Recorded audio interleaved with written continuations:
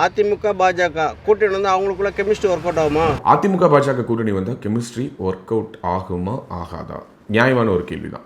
இந்த கேள்வி உங்களுடைய மனசில் வந்து தப்பு கிடையாது. ஆனால் ஏன் இப்படியான ஒரு கேள்வி அதிமுக பாஜக கூட்டணி தொடர்பாக மட்டும் வருது? திமுக கூட்டணியில் இருக்கக்கூடிய எந்த ஒரு கட்சி பற்றி ஏன் இந்த கேள்வி வரல அப்படிங்கிறத கேட்டோம்னாலே இதுக்கு பின்னாடி இருக்கக்கூடிய அந்த நரேட்டிவ் என்னங்கிறது நமக்கு புரிஞ்சிடும். இன்னைக்கு திமுக கூட்டணி வந்து பயங்கர ஸ்ட்ராங்கான ஒரு கூட்டணி, எல்லோருமே ஒத்துக்கிறாங்க. அண்ட் அஃப்கோர்ஸ் அந்த கூட்டணி தான் அவங்களுக்கு வெற்றியை தேடி தருது. சின்ன சின்ன கட்சிகளை கூட அரவணைச்சு போகிற அந்த இன்டாக்டாக கொண்டுட்டு போகிற விதம் தான் இன்றைக்கி வந்து திமுகவினுடைய ஒரு பெரிய பலம்னு பேசுகிறோம்.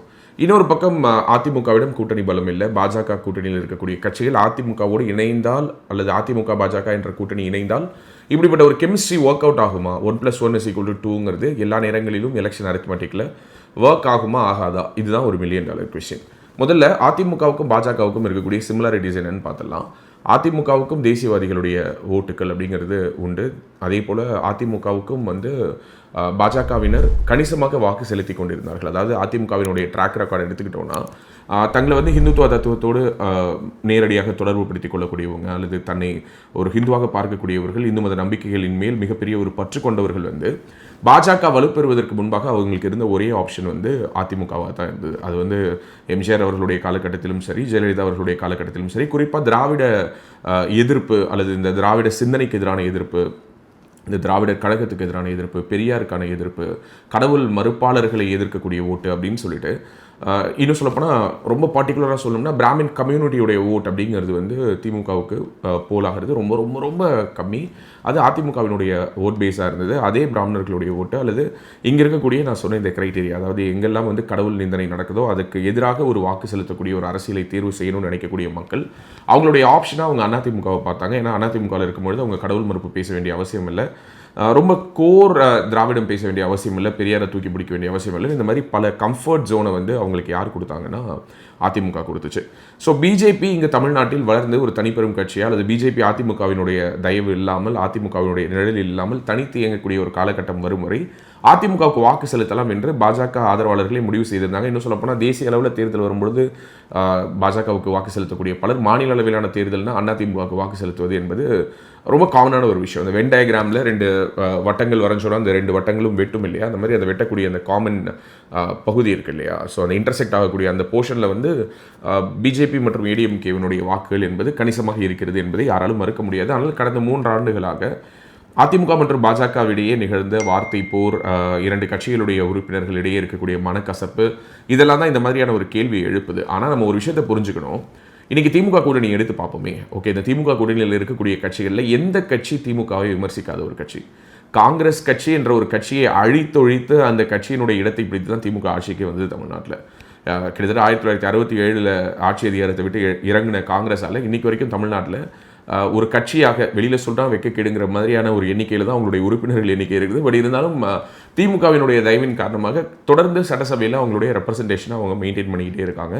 ஸோ காங்கிரஸாக இருக்கட்டும், அல்லது அந்த கூட்டணியில் இருக்கக்கூடிய கம்யூனிஸ்டுகளாக இருக்கட்டும், அல்லது அந்த கூட்டணியில் இருக்கக்கூடிய மறுமலர்ச்சி திராவிட முன்னேற்ற கழகமாக இருக்கட்டும், ஏதாவது ஒரு கட்சி திமுக விமர்சிக்காத கட்சி இருக்கா? இன்னும் சொல்ல போனால் மதிமுகலாம் எதற்காக உருவாச்சு யோசிச்சு பாருங்க. நேரடியாக முன்னாள் முதல்வர் கருணாநிதி வந்து குற்றச்சாட்டே வச்சார், வைகோ வந்து என்னை விடுதலை புலிகளோடு இணைந்து கொல்ல பார்த்தார் அப்படின்னு சொல்லிட்டு. இவர் என்ன குற்றச்சாட்டு வச்சார்னா, அவருடைய பையனை வந்து அடுத்து தலைவாழ்க்குவதற்கு நான் தடையா இருப்பேங்கிறதுனால என்ன வெளியில தள்ளுறாருன்னாரு. மிக கேவலமான விமர்சனங்களை வந்து வைகோ வந்து 2016 மக்கள் நல கூட்டணியின் பொழுது வைத்தார். உங்களுக்கே நினைவில் இருக்கும்னு நினைக்கிறேன். நினைவில் இல்லைன்னா நான் அதை உங்களுக்கு ப்ளே பண்ணியே காட்டுறேன்.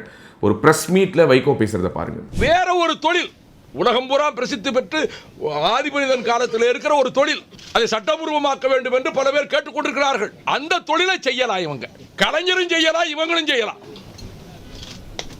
நான் ஒன்றும் தப்பா சொல்லலைங்க.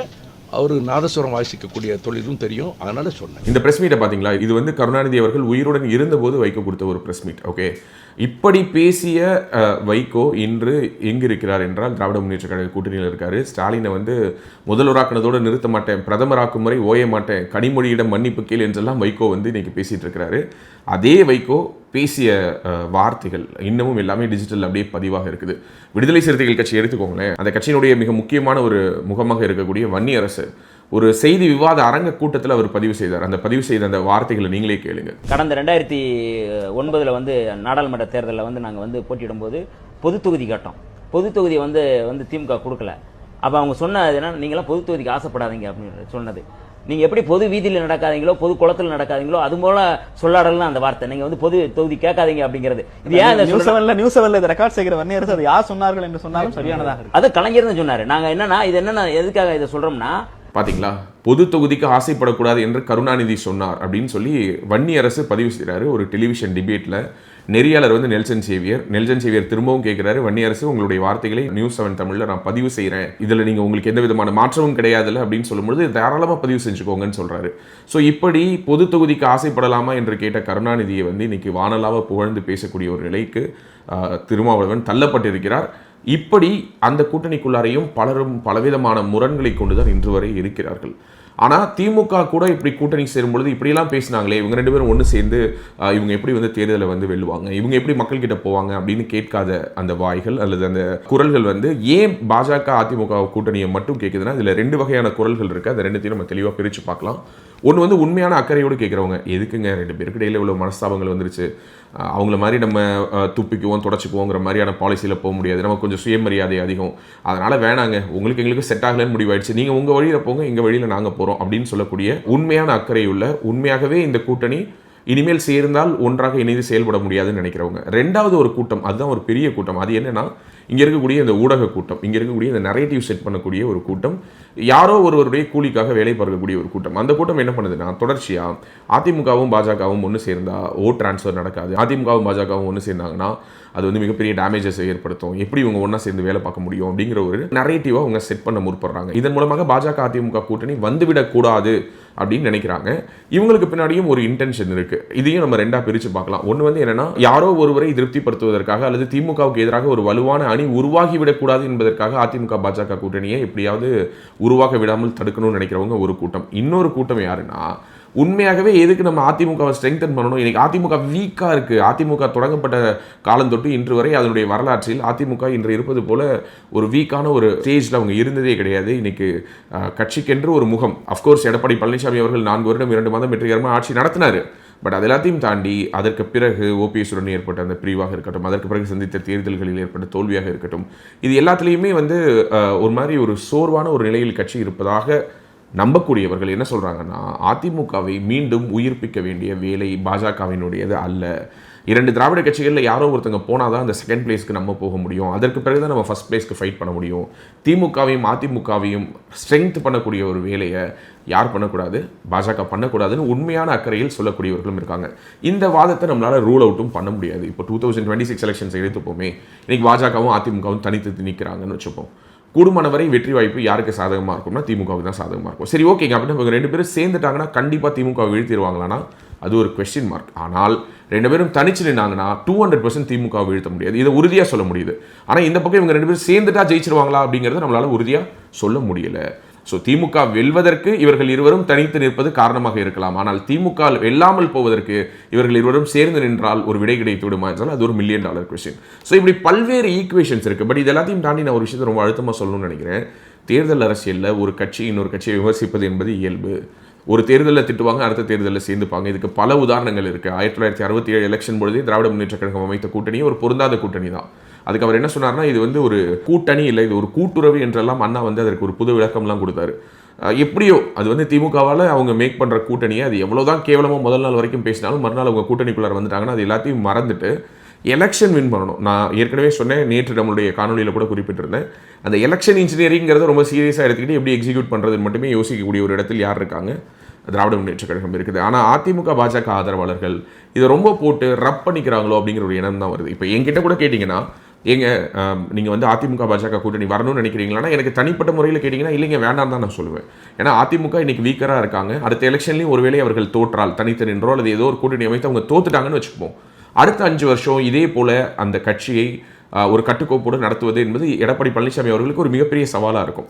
சவாலாக இருக்கும்னு சொல்கிறேன். அதனால் அதிமுகவை நான் சிறுமைப்படுத்துகிறேன் நடத்த முடியாது. ஏன் இதை நான் அடிக்கோடிட்டு காட்டணும்னு நினைக்கிறேன்னா, அதிமுக என்ற கட்சியினுடைய பலம் என்னங்கிறது எனக்கு நல்லாவே தெரியும். அந்த கட்சியை அவ்வளோ சீக்கிரத்தில் வீழ்த்திட முடியாது. ஆனால் இன்று இருக்கக்கூடிய இந்த வாய்ப்பு, மறுபடியும் ஓபிஎஸ்ஸை கொண்டு வந்து உள்ளார சேர்த்து, சசிகலாவை சேர்த்து, டிடிவியை சேர்த்து, எடப்பாடி பழனிசாமி அவர்களோடு ஒன்றிணைந்து இவர்கள் எல்லோரும் சேர்ந்து மீண்டும் ஒரு முறை ஆட்சியை கைப்பற்றினார்கள் என்றால் மீண்டும் இந்த களம் என்னவாகத்தான் இருக்கும், டிஎம்கே vs ஏடிஎம்கேவாக தான் இருக்கும். அது வேறு யாருக்கும் அந்த டோர்ஸை திறக்கவே முடியாத அளவுக்கு ரொம்ப சீல்டாக அவங்க 2 பேருமே எடுத்துகிட்டு போவாங்க.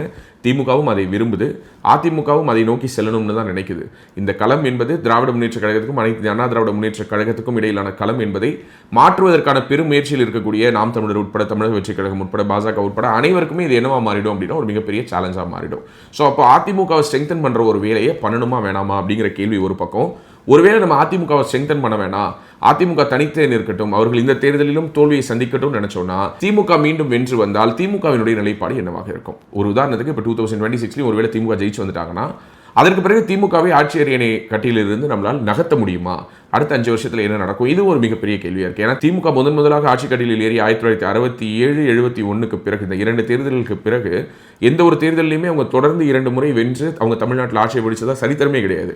ஸோ அப்படி இருக்கும்பொழுது அப்படிப்பட்ட ஒரு வாய்ப்பை திமுக கொடுத்துட்டோம்னா மீண்டும் அடுத்த 5 ஆண்டுகளுக்கு பிறகு அவர்கள் எந்த இடத்தில் இருப்பார்கள், என்ன மாதிரியான ஒரு நிலையை நோக்கி அவங்க இந்த தமிழ்நாட்டு மக்களை ஒரு நரேட்டிவ் செட் பண்ணி எடுத்துகிட்டு போவாங்க, இங்கே இருக்கக்கூடிய ஊடகங்களை வச்சு எப்படி இந்த மக்களுடைய மனநிலையை ஹைஜாக் பண்ணுவாங்க, இதெல்லாமே ஒரு மிகப்பெரிய கேள்வி. நான் ஏற்கனவே சொன்னேன், திமுக தேர்தலில் வெற்றி பெறுவதற்காக எந்த எல்லைக்கும் வேண்டுமானாலும் செல்லும்.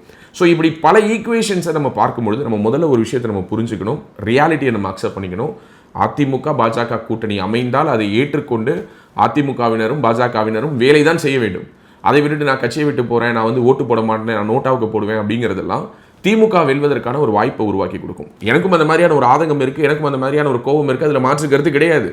அதிமுகவுடன் கூட்டணி வைத்து பாஜக இந்த முறை என்ன சாதிக்க போகுது அப்படின்னா 4 ரெப்ரசன்டேட்டிவாக இருக்கிறத எப்படி 20-25 எம்எல்ஏ ஆக்கலாம், எப்படி இந்த ஃப்ளோருக்குள்ளார நம்மளுடைய ரெப்ரசன்டேஷன் அதிகப்படுத்தலாம், 2031 மறுபடியும் நம்ம இந்த களத்தை எப்படி வந்து பாஜக ஆட்சி அமைப்பதற்கான களமாக மாற்றலாம் என்று யோசிக்கிறது தான் இன்னைக்கு இருக்கக்கூடிய ஒரு ப்ராக்டிக்கல் ஆப்ஷன். இங்கே இருக்கக்கூடிய பெரும்பான்மையினர், அதாவது தேர்தல் வெற்றியை மனதில் வைத்துக்கொண்டு, குறிப்பாக சொல்லணும்னா 2024 எலெக்ஷன்ஸ் பொழுது அதிகமான சீட்டுகளில் வென்று தனி பெரும்பான்மையுடன் பாஜக ஆட்சி அமைக்கும் என்ற நிலை மாறி கூட்டணி ஆட்சி அமைவதற்கு என்ன காரணம்னு பலரும் யோசிக்கும் பொழுது இந்த மாதிரி சில மாநிலங்களில் சின்ன சின்ன ஈக்குவேஷன்ஸ் நம்ம மிஸ் பண்ணிட்டோமோ அப்படிங்கிற ஒரு எண்ண ஓட்டத்தோடு தேர்தல் வெற்றியை கணக்கில் வைத்து நம்ம ரெப்ரசன்டேஷனை அதிகப்படுத்தணுங்கிற ஒரே ஒரு காரணத்தின் அடிப்படையில் இந்த கூட்டணியை ஆதரிப்பதற்கு ஒரு கூட்டம் தயாராகி இருக்கிறது.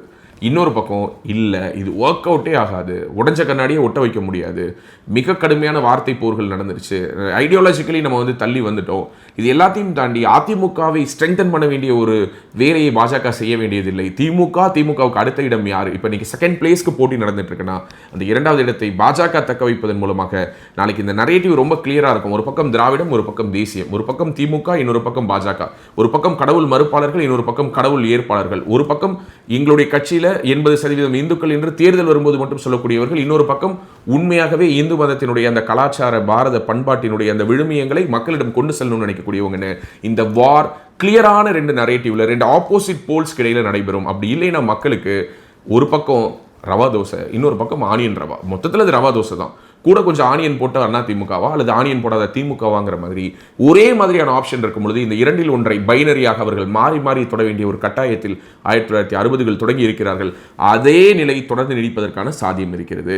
ஸோ இந்த ஃபேக்டர்ஸ் எல்லாத்தையும் வச்சு பார்க்கும் பொழுது முதல்ல ஒரு விஷயத்தை நம்ம புரிஞ்சுக்கணும். இந்த மாதிரியான ஒரு கேள்வியை நேச்சுரலாக நமக்குள்ளார தூண்டுறது என்னன்னா நமக்கு இருக்கக்கூடிய சிந்தனை திறன், அது போக இங்க இருக்கக்கூடிய ஊடகங்கள் செட் பண்ணக்கூடிய நரேட்டிவ், இங்க இருக்கக்கூடிய சோஷியல் மீடியால தொடர்ந்து அண்ணா திமுகவுக்கும் பாஜகவுக்கும் இடையில் நடந்த அந்த எக்ஸ்சேஞ்ச் ஆஃப் வேர்ட்ஸ், அந்த சில கசப்பான நிகழ்வுகளை மீண்டும் மீண்டும் நினைவுபடுத்துவதன் மூலமாக இந்த கூட்டணி உருவாகாமல் பார்த்துக் கொள்ள வேண்டும் என்ற ஒரு வேலை திட்டத்தோடு செயல்படக்கூடிய ஒரு பெரும் கூட்டம் இந்த வேலையை தொடர்ந்து செய்து கொண்டிருக்கிறது. முதல்ல அதனால இதெல்லாம் அதை நகர்த்தி வச்சுட்டு உங்களுக்குள்ளார ஒரு கேள்வியை கேளுங்க. 2026 இந்த அலையன்ஸ் சேர்ந்தா நான் ஏற்கனவே சொன்ன மாதிரி 200% இவர்கள் திமுகவை வீழ்த்தி விடுவார்களா அப்படிங்கிறதுக்கு உறுதி கிடையாது. ஆனால் இவர்கள் தனித்து நின்றால் 200% திமுக வெல்வதற்கான வாய்ப்பு என்பது இங்கு உருவாகும். அதை நாம் தடுக்க போகிறோமா இல்லையா? 2026 திமுக வந்தாலும் பரவாயில்லைங்க, 5 வருஷம் கழிச்சு அதிமுக என்ற ஒரு கட்சி இல்லாமல் போய்விடும், சுக்குநூறாக உடைந்து விடும், வலுவிழந்து போய்விடும். அப்போது அந்த இடத்திற்கு நாங்கள் பாஜகவினர் போட்டி போடலாம்னு நினைக்கிறோம் அப்படின்னு சொல்லக்கூடியவங்க உங்களுடைய தரப்பு கருத்துக்களை இந்த வீடியோ கீழே பதிவிடுங்க. 2 தரப்பு கருத்துக்களுக்கு பின்னாடியும் இருக்கக்கூடிய நியாயங்கள் என்னங்கிறது நம்மளால புரிஞ்சுக்க முடிஞ்சாலும் இதனுடைய இறுதி முடிவை எடுக்க போவது என்னவோ பாஜகவினுடைய டெல்லி மேலிடம் தான். அவங்க தான் டிசைட் பண்ண போறாங்க. அவர்கள் எடுக்க போகிற முடிவின் அடிப்படையில் தான் 2026 தமிழ்நாட்டை யார் ஆட்சி செய்ய போறாங்கிற அந்த கேள்விக்கான பதிலே ஒளிஞ்சிட்டு இருக்குது. உலக தமிழ் சொந்தங்களுக்கு வணக்கம். நான் ராஜவேல் நாகராஜன். பேசு தமிழா பேசு வலையொலியுடைய வளர்ச்சிக்கு நீங்களும் உறுதுணையாக இருக்கணும்னு நினச்சிங்கன்னா இந்த வீடியோடைய டிஸ்கிரிப்ஷனில் இருக்கக்கூடிய ரேசர் பே லிங்கை கிளிக் பண்ணுங்கள். அந்த லிங்க்கில் போயிட்டு உங்களுக்கு விருப்பமான தொகையை பேசு தமிழா பேசுவனுடைய வளர்ச்சிக்கு உங்களுடைய பங்களிப்பாக நீங்கள் கொடுக்கலாம். நன்றி, வணக்கம். ஒவ்வொரு மாதமும் 1 கோடிக்கும் அதிகமான பார்வையாளர்களை சென்று சேரும் பேசு தமிழா பேசு சேனலில் உங்கள் நிறுவனத்தை விளம்பரப்படுத்த வேண்டுமா? திரையில் தெரியும் எண்ணை இப்போதே தொடர்பு கொள்ளுங்கள்.